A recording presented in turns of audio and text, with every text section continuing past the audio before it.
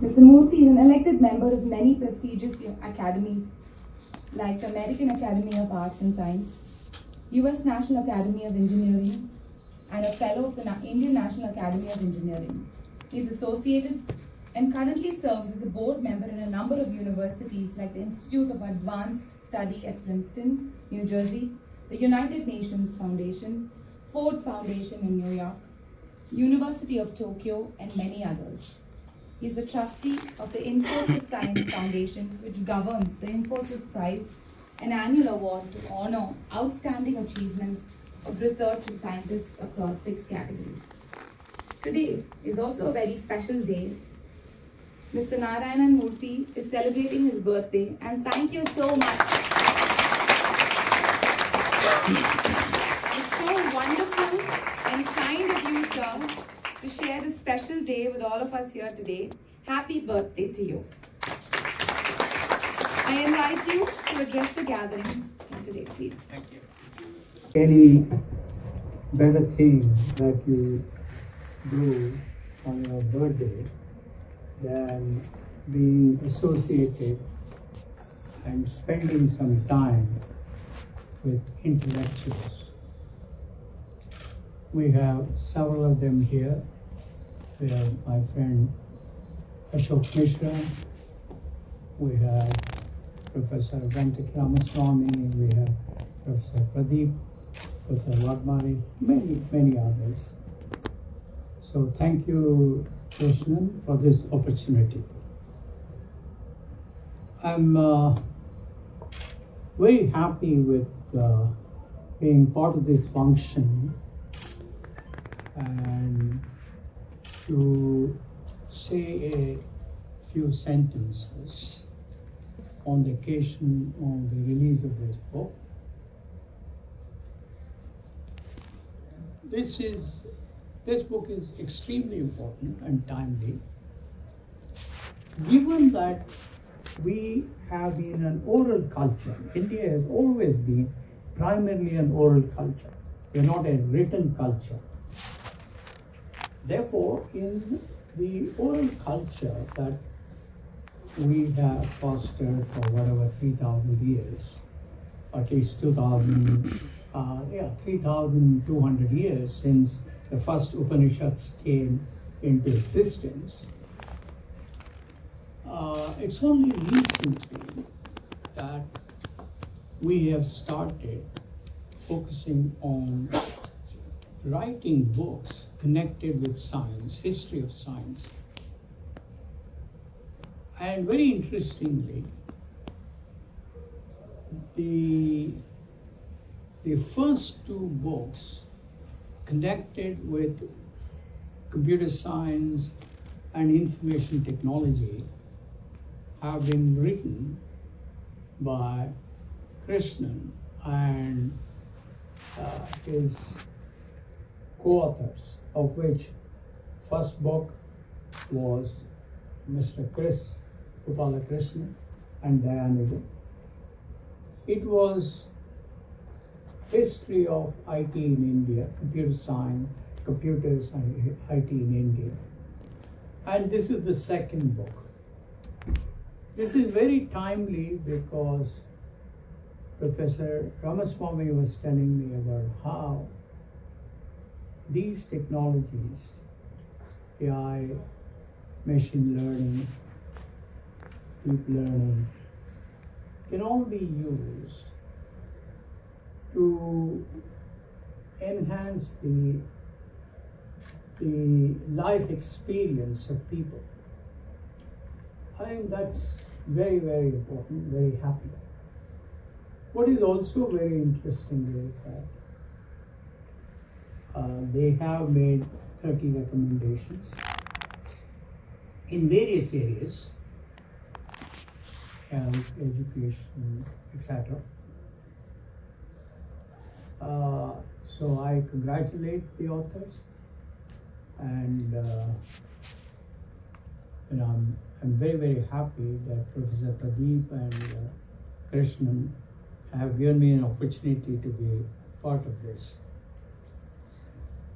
Now, one area I would have liked the authors to concentrate a little bit more than other areas is the role of AI, machine learning, deep learning, and as importantly, project management and workflow studies in enhancing speed of decision making, transparency in decision making, and accountability in decision making in the public governance systems in India. You know, about 15, 16 years ago, I had a conversation with the then senior minister, Lee Kuan Yew, now he is no more, at Istana in Singapore. And I asked him a lot of questions. And one of the questions I asked him was, what is the importance of financial capital, labor, and raw materials in the economic growth of a country? He looked at me with tremendous sense of disappointment, and he shook his head. No, they're all necessary, but the most important capital items that are needed for a country to grow economically rapidly are the ability to take sensible, correct, corruption-free, and fast decision making by the government. And second, he said, the ability to implement those decisions correctly, sensibly, without corruption, and at a speed that no other nation in the world has been able to do.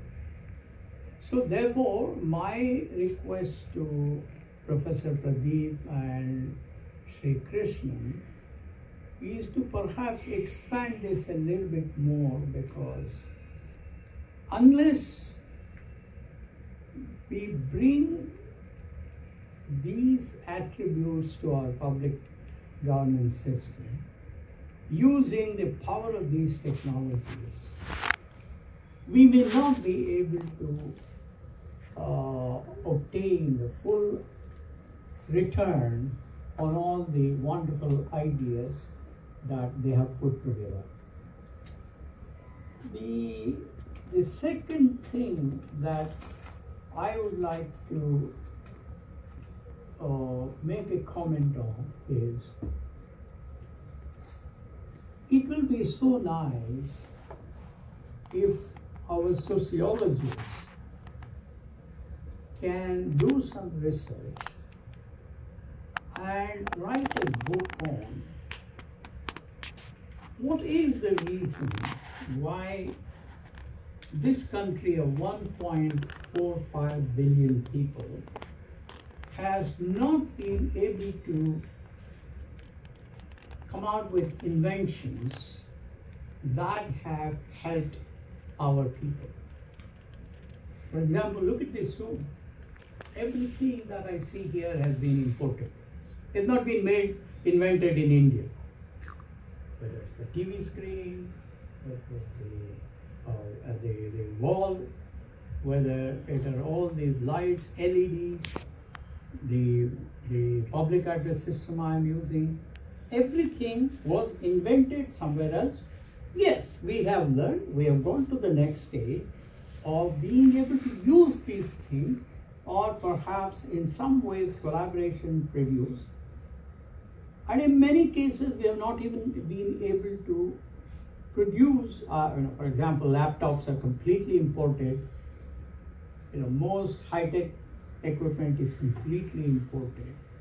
So I think it's very, very important for our sociologists to undertake a study like what Professor Pradeep and Sri Krishnan have done today in the area of what is it that ails India in reaching the full potential that this country has? I think unless we do such a research, unless we stand in public and then say, these are the areas where we are weak, this is our plan to improve, I don't think we will be able to leapfrog to the dream that Professor Pradeep and others have been painting. The second thing that I would like the sociologists to look at is, why is it that a country like China has gone to $18 trillion last year? These are last year's figures, not this year's. $18 trillion, while a country like India with the same population has reached 3.3 trillion. Now, why is it that a country like China has probably got an export of $2.3, $2.4 trillion, while we are still between 400 to 600 billion dollars? No, I mean, whatever I see at home, here, anywhere, I see made in China. For example, the other day, my physiotherapist brought a stretch band for me to do exercise, and I was shocked to find that that thing is made in China. Not that I am against China, no, not at all, not at all. But I think it is very important for us to understand what is it that ails this nation? What is it that we can do so that we can correct our mistakes? So that we can first admit these are the areas where we have to improve, and then take the necessary steps quickly so that we can reach that. Well, you know, I generally waste my talk without a few suggestions which I think are useful.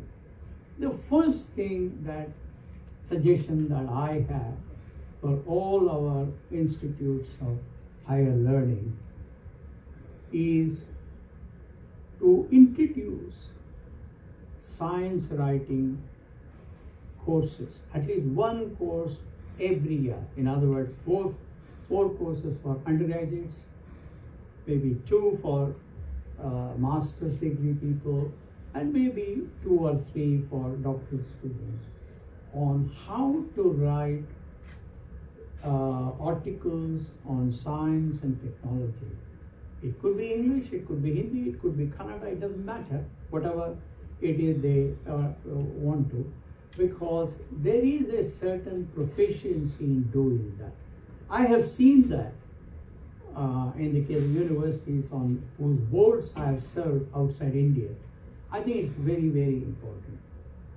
The second suggestion I have is, I think it's very, very important that we start a department of history and sociology in every institute of higher learning. No, these people should not spend their time saying how many parathas Akbar ate, or, those are not the issues that are important. The issues that are important are, what is it that we need to do? What are the structural issues we have? What are the areas where we can learn from cultures that are better than us, that have performed better than us? What is it that we need to do to improve and reach the high level? As all of you know, we were ranked 71, second from the bottom, in the PISA evaluation by the European agency, OECD. What did we do? We just said we don't want to take part in that. It was by Dr. Manmohan Singh's government, I think sometime in 2011 or 12. Now it is 12 years. We are not participating. That's not the way you improve. That's not the way you make progress. I think so therefore our sociology professors will have to say, how do we overcome our ego? How do we overcome our insecurity? And then say, these are the problems that we have, and we have the confidence to overcome them because we want to build an India that our children and grandchildren can be proud of. And that can only happen if we leave this task of finding out the methods for us to overcome our lacuna and build a culture that is as competitive, that is as forward as other nations. So I think if our institutes of higher learning and in fact even CSR laboratories may want to look at having these people. Let me tell you, at the Institute for Advanced Study in Princeton, of which I am a trustee, as all of you know, IAS is the one where where people like Albert Einstein, Gödel, the famous mathematician and logicians, von Neumann, I mean, they were all there. But even in that institute, we have a school of history. We have a school of social sciences today. So I think it is very important for us to think of introducing, starting these schools and request them to focus on the future rather than the past. And 2,000 years ago we were flying planes. That is all good, and that's good for certain moments. But what is good to build a great future is if our sociologists and historians can say how this culture can be transformed to become the leading culture in terms of progress in science and technology. I have a final suggestion, and that is, you see, there are a lot of things that are going on in this country. Earlier, Professor Pradeep was telling me about how he has got a patent on using nanomaterials to clean water, and that 1.2 million people in India use that water. But in a nation of 1.45 billion people, of whom there are probably about 500 to 600 million people who are poor, by any reckoning. In fact, Prime Minister Modi said that the government distributed ration to 850 million people during COVID time. So assume that even we have 400, 500 million poor people. We need to get to that number. Now that will only happen if the industry, if the institutes of higher learning start a PR function in every institute, and these PR people must be very suave people. They must attend major functions. They must talk about what IIT Madras is doing, what IISc is doing, what IIT Kanpur is doing. IIT Kanpur is building an artificial heart, which is a fantastic piece of work. I have seen that. It's a great piece of work. But not too many people know that. So therefore, my suggestion is that we start a PR department, empower them fully, and we connect with the industry. We bring the industry, like Sam Pitroda did. Sam Pitroda, when he came out with this 128-line EPA-BX, he made sure that was known to all the major industrial groups. And he said, we're going to give you for almost nothing, and you can make this 128 EP bigs. And I had a fantastic example of how impactful that was. It was 1991. I was taking a customer of ours to the finance director of Reebok France, Honorary, to the forest at I forget whatever, near Mysore, Kabini Lodge.